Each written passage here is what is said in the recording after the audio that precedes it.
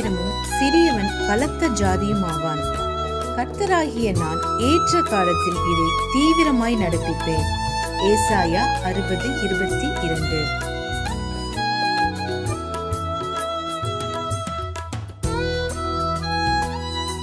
A little one shall become 1,000, and a small one a strong nation.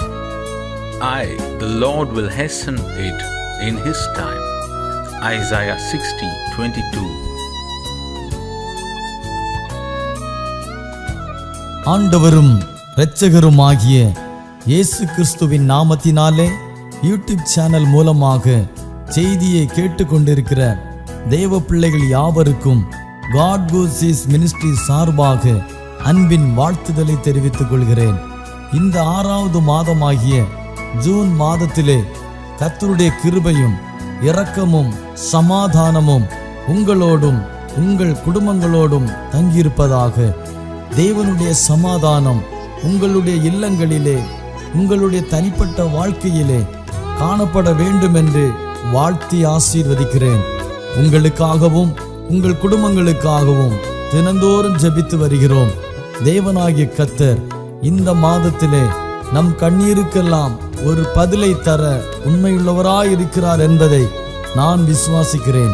நீங்களும் அதை விசுவாசித்து தேவனுடைய நாமத்தை மகிமைப்படுத்தி உங்களை ஒப்பு கொடுங்கள். கர்த்தருடைய வார்த்தையை விசுவாசிக்கிறவர்களுக்கு தேவனுடைய வார்த்தையினால் உண்டான சமாதானமும் மகிமையும் இரக்கமும் நிச்சயம் கிடைக்கும் என்பதில் சந்தேகமில்லை. இந்த மாதத்தில் கர்த்தருடைய வார்த்தை உங்கள் வாழ்க்கையில் கிரியை செய்யும்படியாக நீங்கள் உங்களை தேவனுக்கு முன்பாக ஒப்புக்கொடுங்கள். தேவனாகிய கர்த்தர் உங்களையும் உங்கள் குடும்பங்களையும் ஆசீர்வதிப்பாராக. ஆமென்.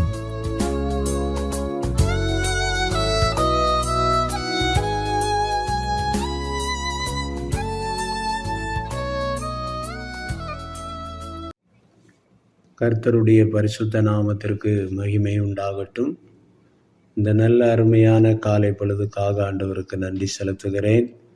கடந்த நிமிஷம் வரையிலையும் கர்த்தர் நம் ஒவ்வொருவரையும் கண்ணின் கருவிலியை போல பாதுகாத்து கிருபையாய் நடத்தி வந்ததை நினைத்து ஆண்டவருக்கு நன்றி செலுத்துகிறேன். மீண்டும் ஒரு முறை கூட தேவ கிருபையினால காட் கோஸ் மினிஸ்ட்ரியினுடைய யூடியூப் சேனல் வழியாய் தேவ பிள்ளைகளோடு பேசுவதற்கான ஒரு தருணத்தை தேவன் எனக்கு கொடுத்ததை நினைத்து நான் ஆண்டவருக்கு நன்றி செலுத்துகிறேன். கர்த்தர் தாமே இந்த காலை நேரம் உங்கள் அனைவரையும் ஆசீர்வதித்து காப்பாராக. தேவ சமாதானம் உங்கள் இருதயங்களை ஆள கடவது. விசேஷமாக காட் கோஸ் மினிஸ்ட்ரிக்காக ஆண்டவரை ஸ்தோத்தரிக்கிறேன். அதனுடைய ஸ்தாபகராகிய பாஸ்டர் தாமஸ் அவர்களுக்காக கர்த்தருக்கு நன்றி செலுத்துகிறேன்.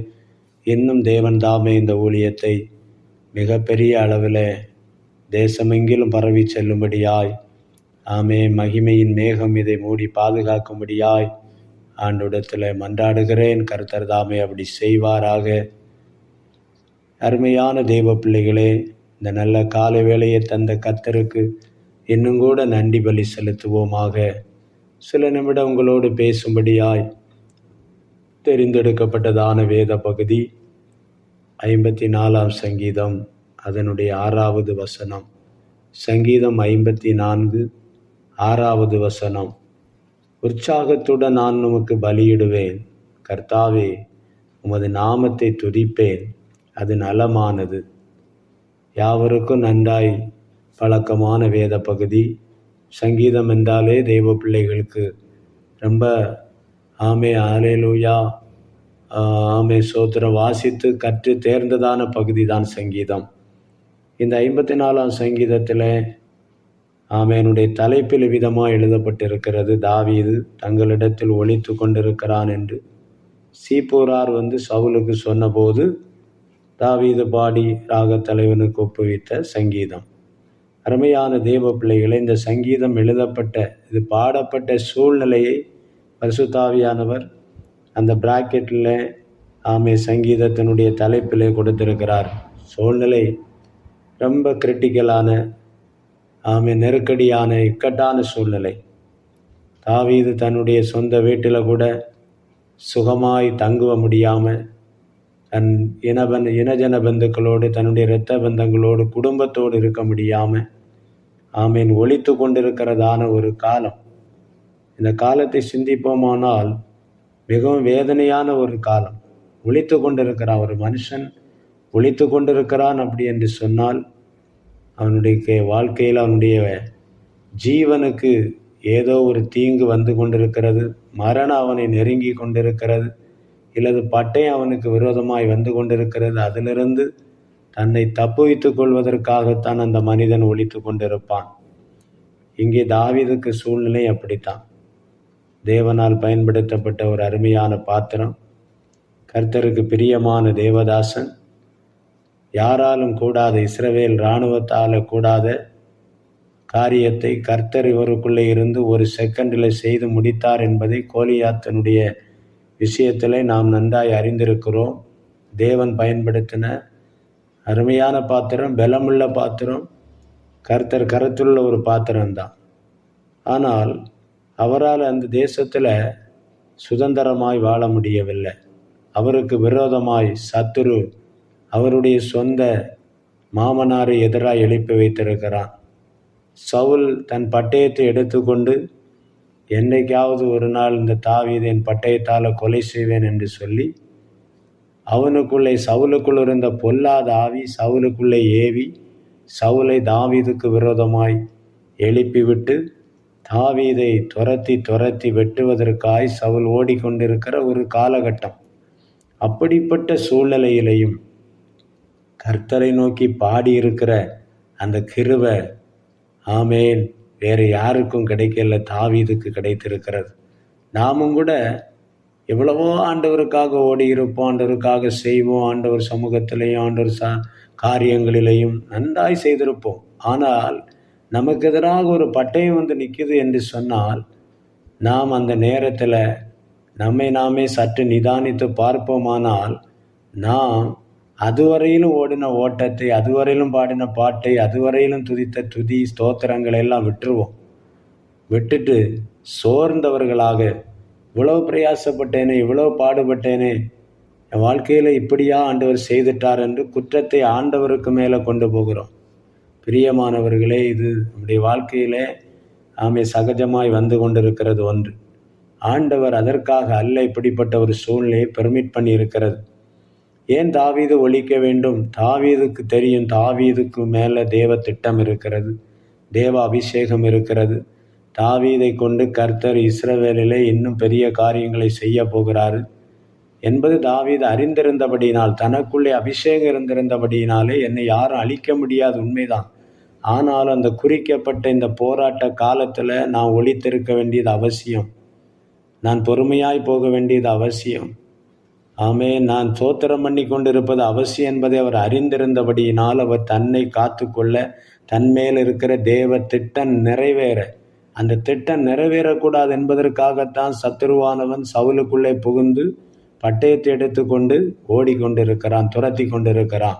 என் அன்பு தெய்வ பிள்ளைகளே, இந்த நல்ல காலை நேரத்தில் இந்த தேவ வார்த்தையை கேட்டுக்கொண்டிருக்கிற உங்கள் ஒவ்வொருவர் மேலேயும் ஆண்டவர் திட்டங்கள் வைத்திருக்கிறார். உங்களை ரட்சித்ததில் நோக்கம் உண்டு, உங்களை அபிஷேகித்ததில் நோக்கம் உண்டு, ஊழியம் தந்ததில் நோக்கம் உண்டு. இப்படியாய் சொல்லி கொண்டு போகலாம். ஆண்டவர் எதெல்லாம் தந்திருக்கிறாரோ அதிலெல்லாம் நோக்கம் உண்டு. அது அவருக்காகத்தான் தந்திருக்கிறார். அவருக்காக நாம் நிற்க வேண்டும், அவருக்காக நாம் ஓட வேண்டும். அதை புரிந்து கொண்டு இப்படிப்பட்ட சூழ்நிலை வரும்பொழுது நம்மை காத்து கொள்ள வேண்டும். நான் இப்பொழுது மறிக்கக்கூடியவன் அல்ல, இந்த சவுலின் பட்டயத்தால் நான் இப்போ சாகக்கூடியவன் அல்ல. நான் நீடித்த ஆயுசுடையவனாய் நெடுநாளாய் அல்லேலூயா கர்த்தருக்காக வாழ்ந்து பூரண ஆயுசுடையவனாய் பிதாக்கள் அண்டையில் சேர்க்கப்பட வேண்டிய காலங்கள் நிறைய இருக்கிறது. ஆகவே இந்த பொல்லாதவனுடைய கண்களில் படாதபடி நான் ஒழித்திருக்க வேண்டியது என்று சொல்லி அந்த விஷயத்தில் சந்தோஷமாக இந்த சூழ்நிலையை ஏற்றுக்கொண்டார் தாவீது. நான் ஆனால் இப்படி ஒரு சூழ்நிலை வருமானால் நான் சந்தோஷமாக ஏற்றுக்கொள்ள மாட்டேன். நமக்கு அப்படிப்பட்ட ஒரு அல்லேலூயா அனுபவம் இல்லை. ஆனால் தாவீது ஆண்டவருக்கு மேலே அதிக அன்புள்ள ஒரு தேவ மனிதனாயிருந்தான். கர்த்தர் தன்னை இஸ்ரவேலிலே தன் தகப்பன் வீட்டில் உள்ள ஆடுகளை மேய்த்து கொண்டிருந்த போது அல்லேலூயா அற்பமாக நினைக்கப்பட்ட ஒரு சூழ்நிலையில் அவனை யுத்த களத்துக்கு அனுப்ப வைத்து அங்கே கோலியாத்தை தன் சகோதரர்களுக்கு முன்பாக, இராணுவத்தினர் முன்பாக அவர்களால் செய்யக்கூடாததை இந்த தெய்வம் இவனை கொண்டு செய்து காட்டினார் பாருங்க. அந்த அன்பு அன்றைக்கு அவர் புரிந்து கொண்டாரு, தேவன் என் மேலே இவ்வளோ அன்பாக இருக்கிறாரு. அல்லேலூயா. என்னுடைய தகப்பன் வீட்டில் 8ஆவதாய் பிறந்திருந்து எனக்கு உண்மை 7 பேர் இருக்கிறாங்க. ஆனால் என்னையோ கர்த்தர் இவங்க மத்தியில் கனம் பண்ணி இருக்கிறாருண்டா என் மேல் அவர் வைத்த அன்பு, அந்த அன்பு தெய்வம் என்னை கைவிட மாட்டார். இந்த சவுலுக்கு பட்டயம் என்னை வெட்டாத அந்த பட்டயம் அவனையே வெட்டும் என்பது அவன் அறிந்திருந்தான். காரணம் தேவன். ஆலேலுயா, ஆமே, ஆலேலுயா. தாவீதை நேசிக்கிறார் என்பதை தாவீது புரிந்து கொண்டார். அதனால தேவனையே அவர் அதிகமாக நேசித்ததுனால தேவனுக்காக நான் வாழ்வேன் என்று இந்த சூழ்நிலை எதிராக இருந்த போதும் ஒழித்து கொண்டிருந்தார். பயத்தினால ஒளியல்ல, கோழை என்று ஒளியல்ல, ஆமை பலமற்றவன் என்று ஒளியல்ல, பலமுள்ளவன். ஹல்லேலூயா. ஆமை சவுலால் கோலியாத்தை எதிர்க்க முடியல, சவுலுக்கு இராணுவத்தால் கோலியாத்தை ஒன்றும் செய்ய முடியல. ஆனால் இந்த வாலிபனாகிய தாவீதை கொண்டு கர்த்தர் செய்தார். அப்பவும் தாவீதுக்கு எவ்வளோ பலனை ஆண்டவர் கொடுத்திருப்பார் என்று பாருங்க. அப்படி எதுலையுமே தாவீது சவுலுக்கு முன்பாக குறைந்தவன் அல்ல.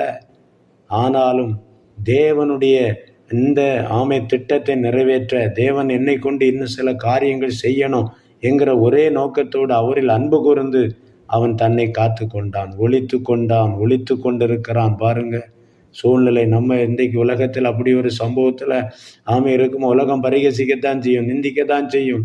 அன்றைக்கும் நிந்திச்சிருக்கும், அன்றைக்கும் அவரை பரிகாசம் பண்ணி இருப்பார்கள். பயந்து ஓடிட்டான், இவனை எதிர்க்க வேண்டியதுதானே, கோலியாத்தை எதிர்த்தானே, கோலியாத்தை வெட்டி போட்டானே, இவனை வெட்டதுக்கு எவ்வளோ நேரம் ஆகும் என்றெல்லாம் பேசியிருப்பாங்க.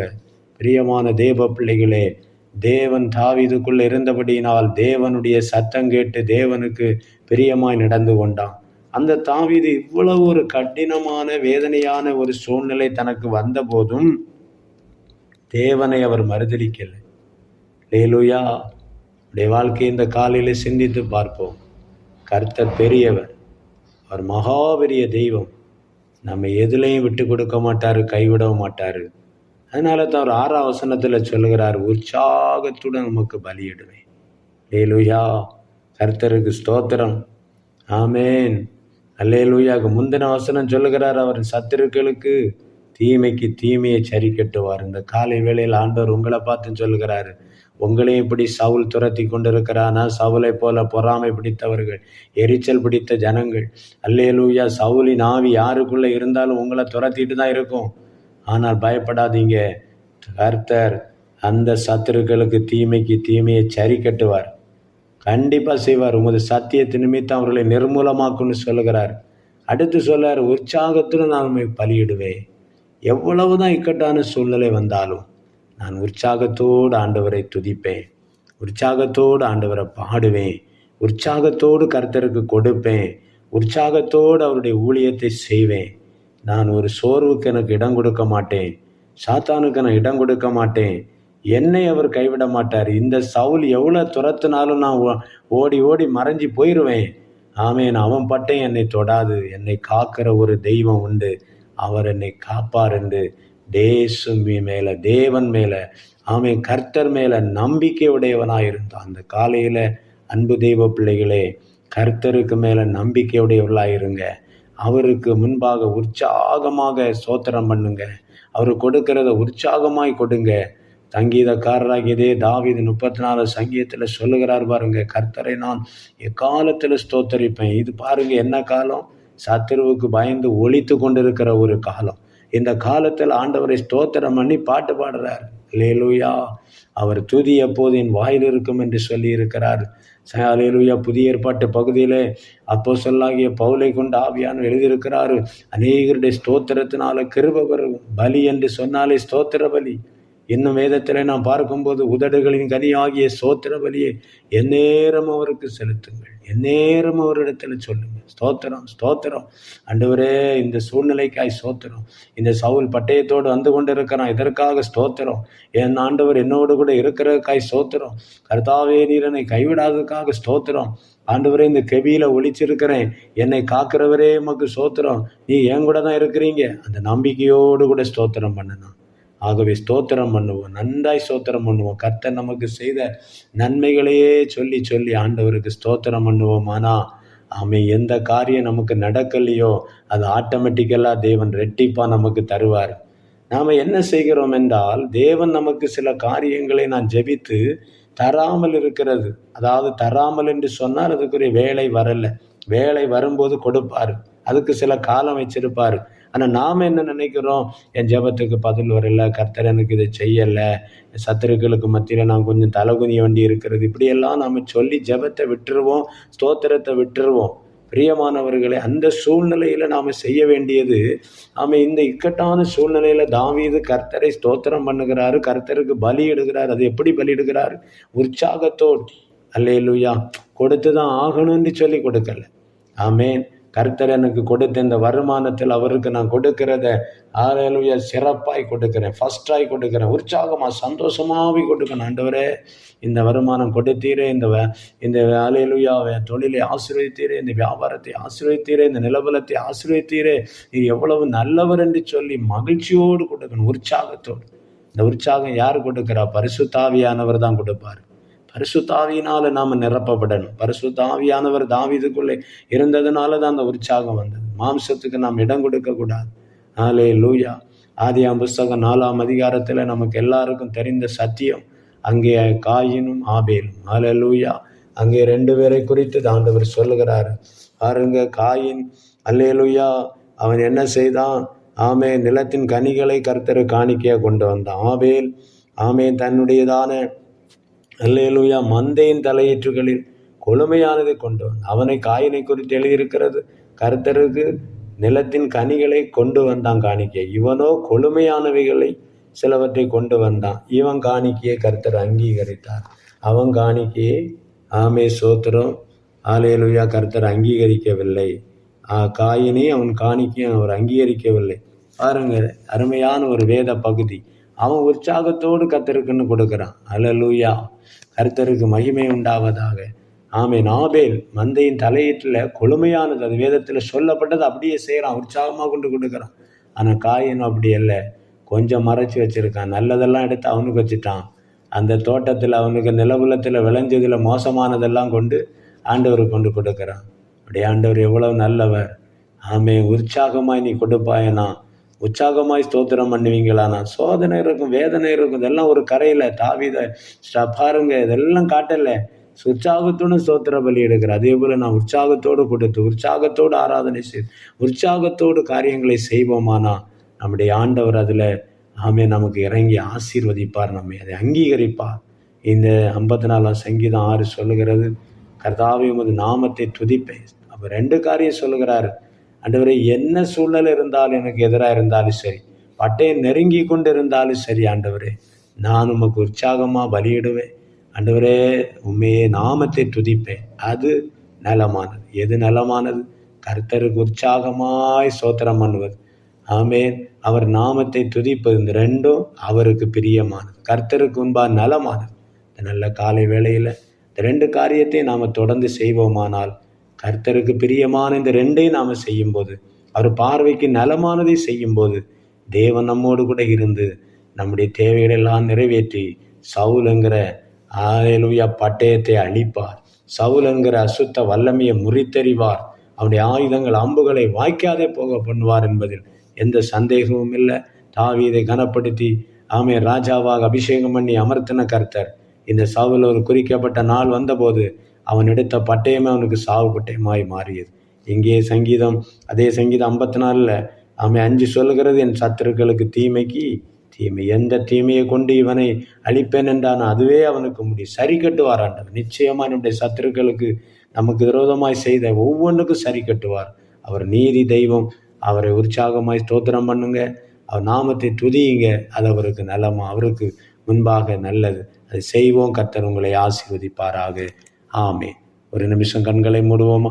அன்பு தகப்பனே, இந்த நல்ல காலை வேளைக்காய் ஸ்தோத்திரம். பரிசுத்த பிதாவே, இந்த வார்த்தையின்படி இதை கேட்டுக்கொண்டிருக்கிற எல்லா தேவ பிள்ளைகளுக்கும் ஆண்டவர் மேலே நம்பிக்கை அதிகரிக்கப்பட்டு விசுவாசம் வர்த்திக்க பண்ணி உற்சாகத்தோடு ஸ்தோத்திரம் பண்ணட்டும், உற்சாகத்தோடு கொடுக்கட்டும், உற்சாகத்தோடு ஊழியம் செய்யட்டும், அதோடு நம்முடைய நாமத்தை துதிக்கட்டும். அது கர்த்தருக்கு நலமானதாக இருக்கிறபடினால் நம்முடைய பார்வைக்கு நலமானதை செய்து முன்னேறி செல்ல கிருபை கொடும். தாவீது எந்த சூழ்நிலை எதிராக இருந்த போதும் பாடல் பாடி ஸ்தோத்திரம் பண்ணி உடைய நாமத்தை துதித்தான்.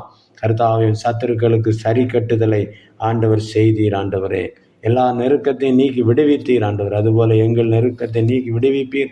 இந்த காலையிலே பாட்டு கேட்டுக்கொண்டிருக்கிற அத்தனை பிள்ளைகளுக்கு வேண்டிய கிருபையும் பலனையும் கொடுத்து தூக்கி விடுவீராக, பலப்படுத்துவீராக. அப்படி சத்துருக்களை சரி கட்டுதல் அவர் காணும்படி கர்த்தர் செய்ய போறதுக்காய் ஸ்தோத்திரம். இந்த வார்த்தையினால் ஆசீர்வதி, இந்த ஊழியத்தை ஆசீர்வதி, பெரிய காரியங்களை செய்யும். இயேசு ரட்சகர் நாமத்தில் ஜெபங்கள் நல்ல பிதாவே, ஆமேன். கர்த்தர் தாமே இந்த வார்த்தைகளால் உங்கள் அனைவரையும் ஆசீர்வதிப்பாராக. ஆமேன், ஆமேன்.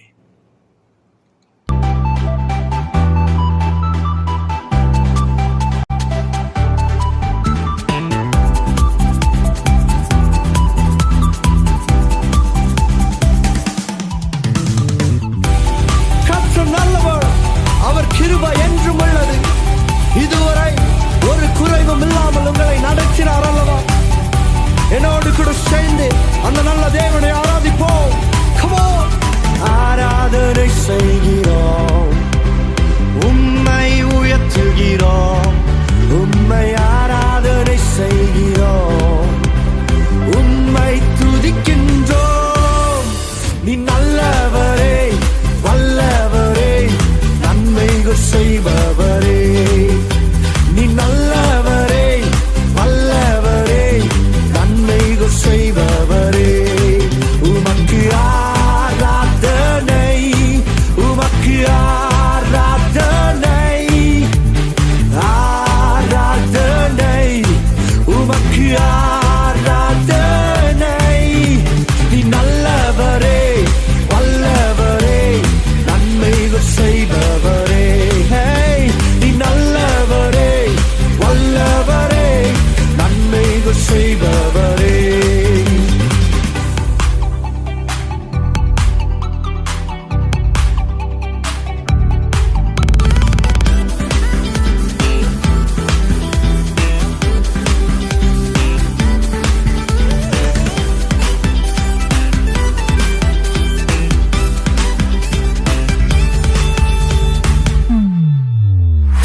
இருதய வாஞ்சைகளை நிறைவேற்றி தருபவரே.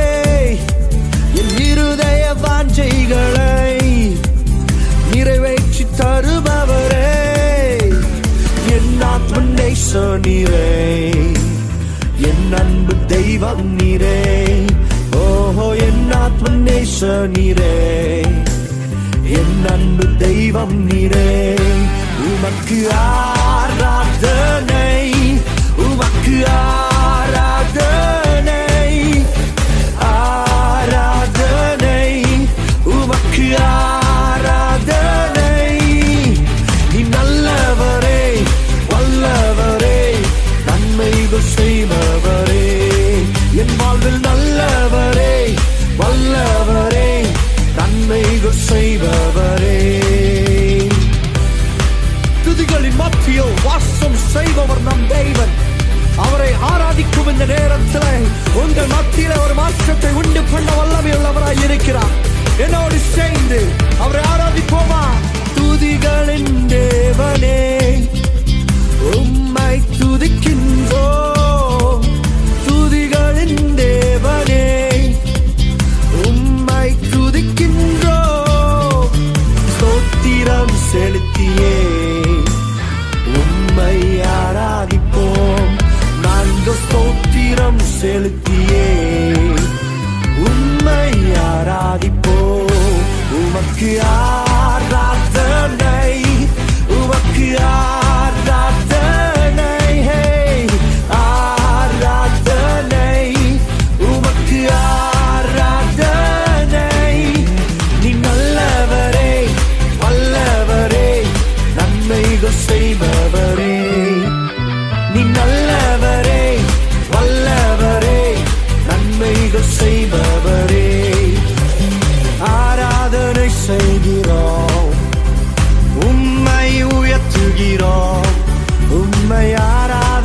செய்கிறோம். உம்மை துதிக்கிறோம்.